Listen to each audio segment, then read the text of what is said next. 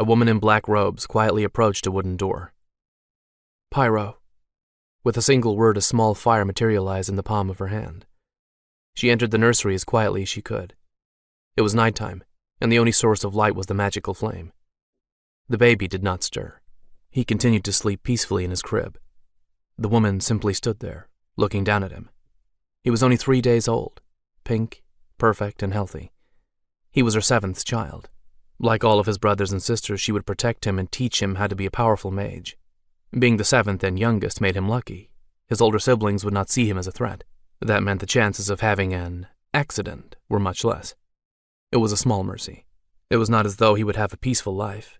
Being born into this family made that impossible, but things would be much easier than if he had been the 1st or 2nd. "Things will be hard enough for you, my son," Lilith whispered. It always amazed her how pure and innocent the children were, how free of corruption and sin.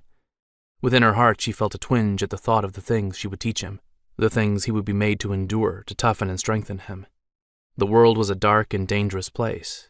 You could not afford to be gentle. Reaching down, she touched his cheek with a single finger. His skin was warm and so very soft. "How I wish you could always be safe, but as my son, that is not something you're entitled to." For just a moment, she wondered if he would be better off if he'd been born in a peasant hut or some far-off land. He would never see the rivers of fire, never get to taste Illyrian wine or wear silk, never study magic and experience its wonders, never know what power felt like, or see that marvelous look of terror in a person's eyes just before you ended their life. He would instead have an ordinary, common existence. His meals would be gruel and turnips, and he would labor in muddy fields from dawn to dusk. His life would be one of servitude, at the mercy of petty lords. One day he would marry some homely girl from his village and have a family of his own. He would live an entire lifetime never going more than 20 miles from where he was born.